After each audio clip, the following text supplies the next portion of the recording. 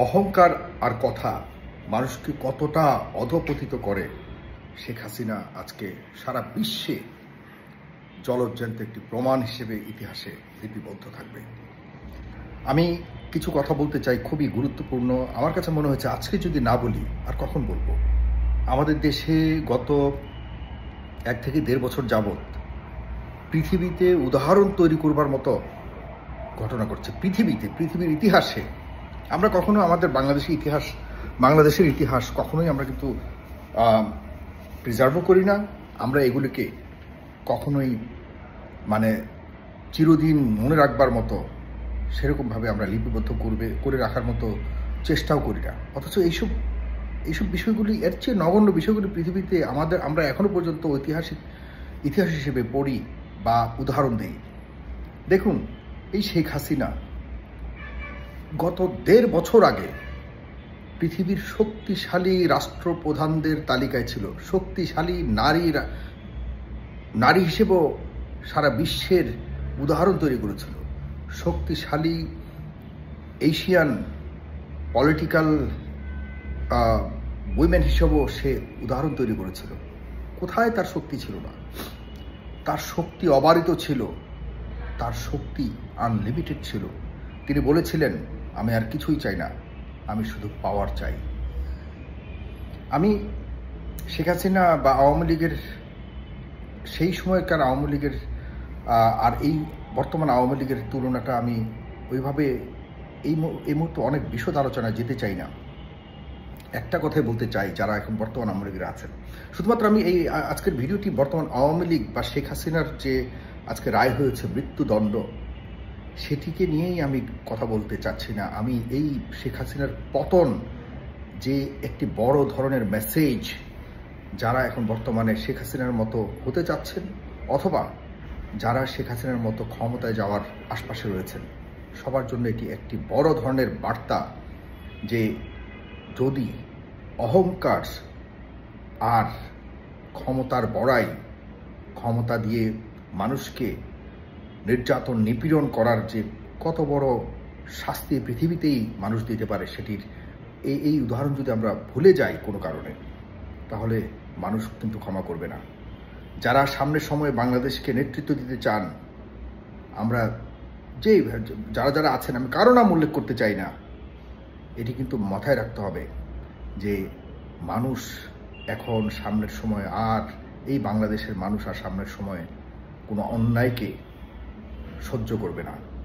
মানুষ রাস্তায় নেমে জীবন দিয়ে প্রমাণ করে দিয়েছে এই দেশের মানুষ কোনোভাবেই কোনো স্বৈরাচারকে, কোনো স্বৈরতন্ত্রকে সহ্য করবে না। এর জবাব কঠিনভাবে দিতে প্রস্তুত থাকবে। আমরা আমাদের যারা দেখছেন এই ভিডিওটি, তারা দয়া করে এই ভিডিওটিকে একটি মেসেজের মতো করে অন্যদের জন্য আপনাদের নিজেদের টাইমলাইনে শেয়ার করতে পারেন। আমি একটু কনফিউজড ছিলাম যে আসলে শেখ হাসিনার রায় কি হবে কি না সময় মতো, তাকে কি আসলে প্রত্যাশিত রায় দিতে পারবে কি না। আমি এটাও চেয়েছি যে শেখ হাসিনা কোনোভাবে যেন বঞ্চিত না হয়।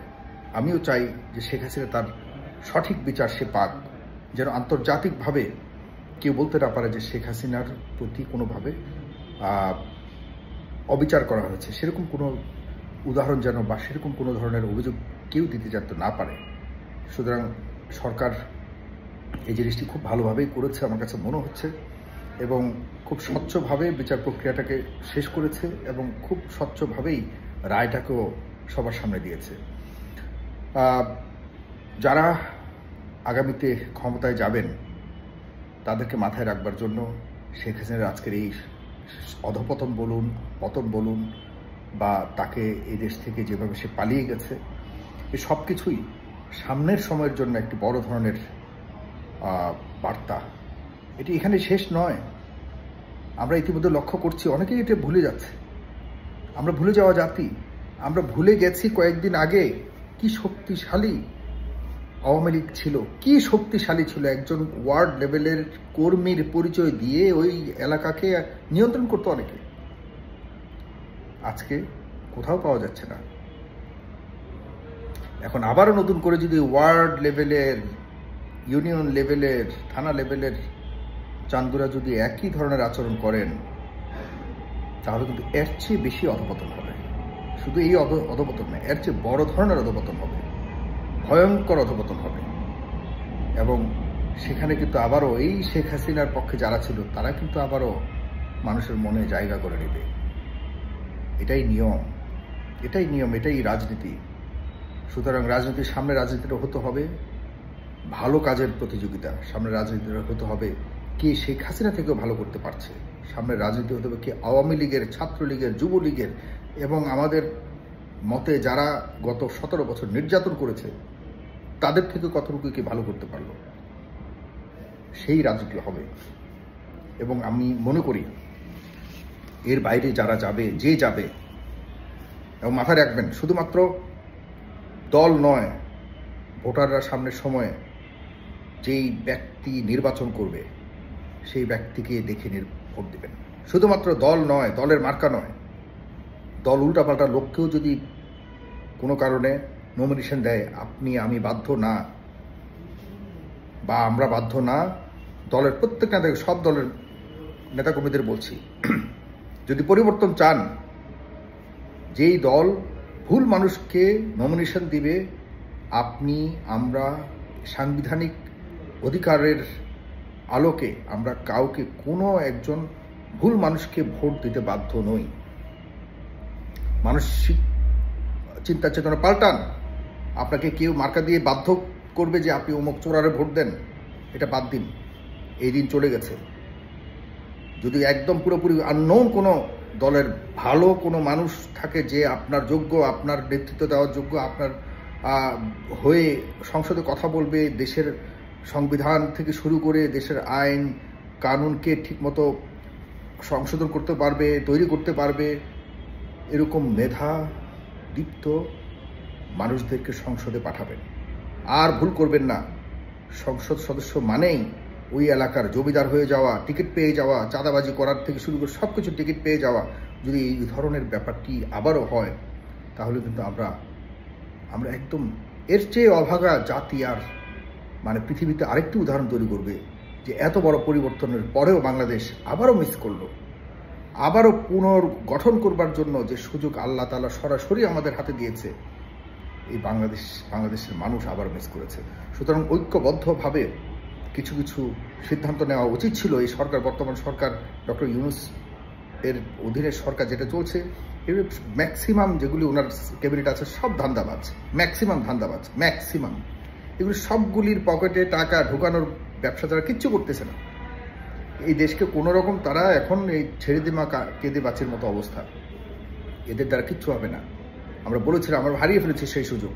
এই ধান্দাবাজদের কারণে আমরা সেই সুযোগ হারিয়ে ফেলেছি। এরা দেখবেন যে শুধুমাত্র চুপে চুপে ধান্দা করতেছে। শেয়ার বাজার কেন সেটা নিয়ে আবার কথা বলবো অন্য সময়। যাই হোক, অনেক লম্বা হয়ে গেছে। ধন্যবাদ। আজকে যে রায় হয়েছে শেখ হাসিনার বিরুদ্ধে বা শেখ হাসিনাকে নিয়ে আন্তর্জাতিক অপরাধ ট্রাইব্যুনাল বাংলাদেশের যে রায় দিয়েছে, তার মৃত্যুদণ্ড এবং অন্যান্য অনেক কথা বলা হয়েছে, অনেক ধরনের আরও অনেকের ব্যাপারে রায় দিয়েছে। আমি মোটা দাগে শেখ হাসিনার বিরুদ্ধে যে রায়টি দিয়েছে এটির ব্যাপারে আপনাদের মতামত চাই, এবং এটি আসলে কতটা বাস্তবায়নযোগ্য সে নিয়েও আপনাদের মতামত চাই, মন্তব্য চাই। আপনারা মন্তব্য জানাবেন। আরও অন্যান্য ভিডিও করব আমি অন্যান্য বিষয়ে। আপনারা অবশ্যই আমার সাথে থাকবেন। আর আমার এই আইডিটিকে আপনারা সাবস্ক্রাইব করে রাখবেন। এটির মধ্যে কোনো অ্যাড চলে না, আমি অ্যাড বন্ধ করে রেখেছি। সুতরাং শুধুমাত্র আপনার সাথে কথা বলার জন্য আমি এটি চালাই। ধন্যবাদ। সালাম।